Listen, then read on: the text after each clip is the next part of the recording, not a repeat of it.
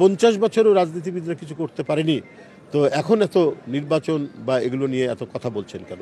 আগে আমরা এটা করে ফেলি। এটা অত্যন্ত ভুল কথা বলেছেন। এটা অত্যন্ত অসত্য কথা বলেছেন।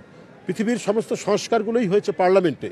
আমি বলেছি যে ইংল্যান্ডে এলিজাবেথের আমলে এটা 1590 বা এই সময়ের দিকে, জাস্ট এক্সাক্ট তারিখটা মনে নাই, সেই সময়ে হয়েছে পোর ল, দরিদ্র আইন। এখন ওদের গণতন্ত্রের ধারা 1215 সালের মেঘলা কাটা থেকে শুরু হয়েছিল।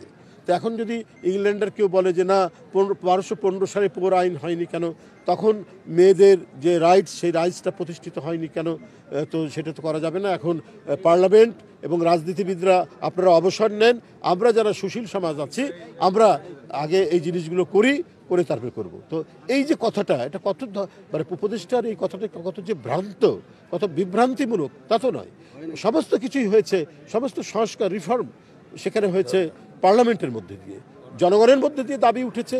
বিল of rights, petition of rights, এই মধ্যে দিয়ে যখন দাবিগুলো উঠেছে, জনগণের অধিকার সম্পর্কিত বিভিন্ন আইন, সেই আইনগুলো পার্লামেন্টেই পাশ হয়েছে এবং রাজনীতিবিদরা এখানে একটা ভূমিকা পালন করেছে। কখনো কাউকে অবসরে দিয়ে, কাউকে স্থগিত রেখে সুশীল সমাজ কিছু করে ফেলেছেন, এই ধরনের নিদর্শন নেই। ফরাসি বিপ্লব তাই, ইংল্যান্ডের আমরা বিপ্লব তাই, এবং আমেরিকান রেভলিউশনও দেখেছি। যেদিন তাদের স্বাধীনতা যুদ্ধের ঘোষণা হয় এবং তারা বিজয় লাভ করে, তখন কিন্তু কৃতদাস প্রথা উচ্ছেদ হয়নি। কৃতদাস প্রথা উচ্ছেদ হতে আরও 100 বছর লেগেছে কিন্তু, এবং এই আইনটি করতে 100 বছর লেগেছে। কিন্তু আমেরিকায় কেউ বলেনি তাহলে 1776 সালেই কেন হলো না, কি বলে যে কৃতদাস প্রথা হলো না? এটা কি কোনো বুদ্ধিজীবী বলেছে? এটা জনগণের মধ্যে থেকে, মানুষের সচেতনতার মধ্যে দিয়ে দাবিটা যখন প্রবল হয়, সেটাকে গ্রহণ করেই আপনার আইনসভাতে এই আইনটি করতে হয়, কৃতদাস প্রথা উচ্ছেদের আইনটি করতে হয়। এখন 1735 সালে ইংল্যান্ডে হয়েছে, কৃতদাস প্রথা উচ্ছেদ হয়েছে, আর ইয়েতে হচ্ছে আমেরিকায় হয়েছে 1865 সালে। তাহলে কেউ যদি বলে ওই সময় হয়েছে, তোমরা এটা করলে না কেন? এক একটা দেশের, এক একটা জাতির এক এক সময়ে যে ডিমান্ড হয় এবং তাদের যে চাহিদাটা উদ্রেক করে, তার উপর ভিত্তি করেই তো আইন প্রণীত হয়। এবং এগুলো করেছেও তো রাজনীতিবিদরা।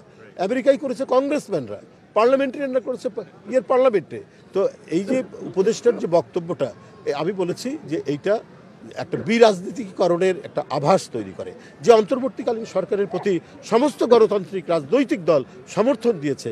তারা যদি এরকম রাজনীতিবিদ এবং সুশীল সমাজ এরকম বিভাজন রেখা টানেন, এটা এই দেশের গণতন্ত্রকে শক্তিশালী করার ক্ষেত্রে, আমরা তো এখনও অবাধ সুষ্ঠু নির্বাচন পাইনি, তো সুতরাং ওইটা মানে এইটা প্রতিষ্ঠা করার ক্ষেত্রে এক ধরনের